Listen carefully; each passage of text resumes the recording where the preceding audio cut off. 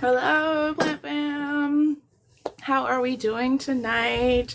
I don't know where you are in the world, but I'm here in northeastern North Carolina, and we ironically got 3.5, almost 4 inches of snow, which is totally random for us because we very often don't get snow at all, much less that amount. A dusting or a covering really can do it for us. But I'm due at another plant event tomorrow. I really gotta stop loading my truck up when it snows. And it never snows, so I don't understand why that keeps happening to me. But I wanted to show you guys some plants that I had pulled out when I was going through things tonight. I still have to do some watering. I just watered the other day. Why I have to do it again? Because I've had the heat pumped up because it's like -15 real feel, whatever that is supposed to mean. It's so cold, guys, but we're gonna think nice spring thoughts with the greenery that I'm going to show you tonight. So I've pulled out a snake plant, a variegated one. Snake plants are always classic. If you're new to plants, even if you're a seasoned plant person, you gotta have a snake plant thrown in that corner that barely gets any light, because I mean, you gotta have a plant there. And I really know that most of you are keeping your snake plants in no light at all. And I know that's going to last for you quite a while. But eventually, it's going to give up that game. I've done a lot of experimenting with snake plants over the years, and they're really interesting. I find that really, if you water them once every 2 or 3 months, they do a heck of a lot better than if you water them a lot. So really, with snake plants, because they do have a waxy cuticle on their leaves, that really keeps them from transpiring as much or opening their mouths on their leaves, their stomata, and expressing that gas and air and water and moisture exchange. So that cuticle keeps them from losing water as much, so you don't really have to water them as much. Also, if you're keeping them in lower light, they're definitely not going to be using that water fast. If it's cooler, like 65 to 70 where you are keeping it, also not using that water in the soil very fast. So those are things you want to keep in mind for your plants and your watering. If it's cooler, if it's receiving lower light, you're not going to want to water it as fast, especially if it has a waxy cuticle. Now, if you have something with broad leaves, I'm trying to really find what I pulled out with broad leaves. Everything's kind of babyish tonight. We'll pretend like these are more mature. Something with broad leaves, then they are going to transpire a lot more. And I don't think that this was a good example because I think that has like a waxy coating on it too. Let's say like an arrowhead plant, this white fox. When the leaves mature, they're much broader. That's going to transpire more. They're going to take more water. Plants really hold their structure with turgor pressure, which is like water pressure, and they pull it up against gravity from the soil through their stems and into their leaves. So you're really wanting to make sure that your plant has an adequate amount of water. Now they do want equal pore space for air and water in their soil. I know that's where it gets a little complicated. They still want some air down here, so you don't want it soggy. Something you can do is add a lot of perlite to your soil to keep that soil broken up, because you don't have the soil critters, or hopefully you don't, in your potted plants, especially inside. So you want to use that perlite to give some airspace to break up that soil, just so you're not getting overly soggy soil. So this is a blue, and they have beautiful leaves. They will elongate as they mature as well. A fun thing about perlite is really that they will, and this is, you can really see I've added a lot of perlite into the snake plant. This little white stuff, I used to think it was styrofoam way back.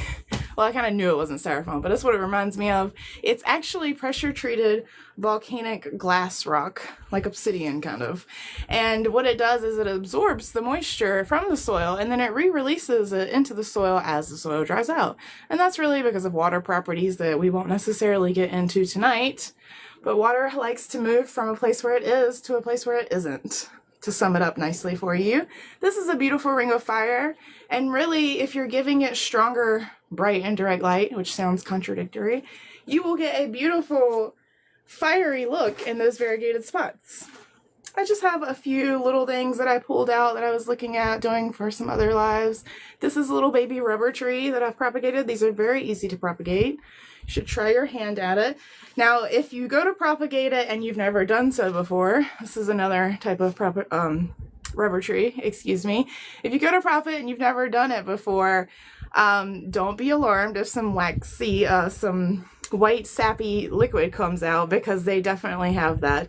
And it's kind of like latexy. That's kind of where they get their name from, rubber tree, because of that sap that they have in there transporting the nutrients in the plant. This is a beautiful variegated one that you must have in your personal collections. Rubber trees are super easy to care for, and they're very rewarding as they grow. This is another personal favorite of mine. This is the Skeleton Key. I don't really know if it has a good fenestrated leaf on here. If you can see this one, kind of how it's fenestrating. They get a little funky as they elongate. Let's see if I can show you this one. It's a pretty one. They get that skeleton looking key. I'm partial to skeleton keys. I have one as a tattoo, so maybe that's why I love the plant. They're very easy to keep. They're very similar in care to a pothos. Now, if you like the string of things, you definitely want a strawberry begonia, because they get cute little babies, much like spider plants, all over. And they're a lot easier to keep than the string of things, because a lot of you tell me that you're just giving up. But that's okay, I understand. We're going to talk a little bit about string of things in a minute after I show you these plants. These are two pet-friendly options. This is a chocolate plea and a friendship plea, and they also contrast beautifully. But if you have chompers as pets, do keep those in mind, because they're pet-friendly options, as well as, let's see, I had some African violets pulled out. Beautiful. These contrast nicely too. I specifically like the silver screen. It definitely has some stuff going on in that foliage that I just can't even bring to words. I do have a few of these Albo Carnosa Hoyas. Pretty pink coming in on those. Hoyas were one of my first houseplant loves because they're very tolerant. And we will just leave it at that. We'll leave it at that. I was an outdoor gardener before I was an indoor gardener, and that's very weird because I mostly sell indoor plants now, and I for years garden and grew plants outside. This is a croton, something that I pulled out because it was wonderful in color and vibrant, something that we're going for tonight, something vibrant. I know most of you guys have a purple heart because they're a little common, but they're still really fun to have, very easy to propagate. I love their like bluish hues, bluish purple hues. They also do flower very easily inside. Now, if you put them outside, they will grow like a weed. Don't necessarily recommend that, but in most places they will die back in the freeze, especially if you're getting 3.5 inches of snow like I am. I'm a little worried that some of my other yard plants that have been well established for years are going to die off because it has gotten to such lows here in eastern North Carolina that we're not used to. And a lot of my plants aren't rated for below 20. So we're going to hope that they were mulched well. This is a vintage spider plant, and it's typically called a vintage spider plant because it doesn't have the variegation in between, in the middle there or on the sides. These were more popular like in the 60s and 70s and the 80s a little bit. You don't see them as much in nursery centers and stores. This is a croton, I'm sorry, it is not. It is a coleus that has really fun foliage on it.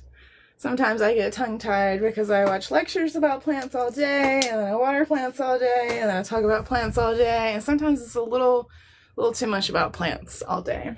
So I do want to show you guys how I grow my string of things. If you have problems with them vining and hanging, really they're ground cover in their natural habitat.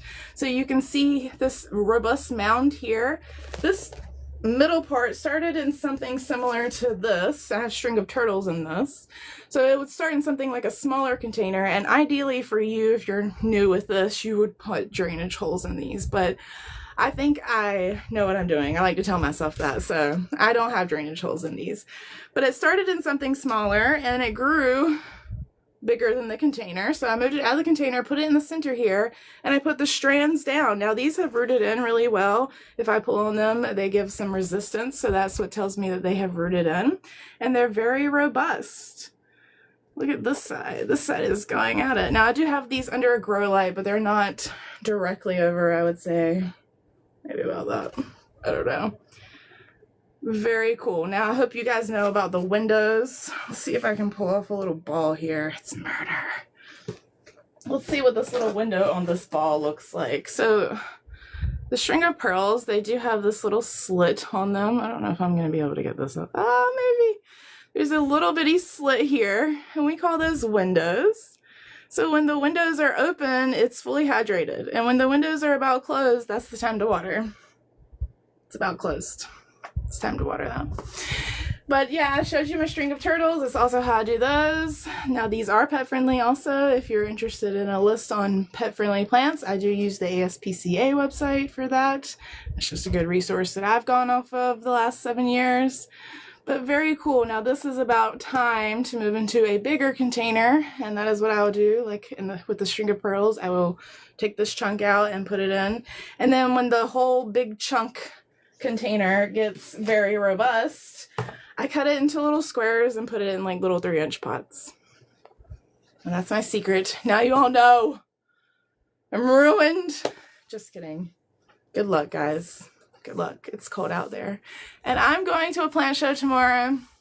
I'm crazy. So I hope you guys have a great weekend, whether it's warm or cold, wherever you are. Stay safe and stay planty.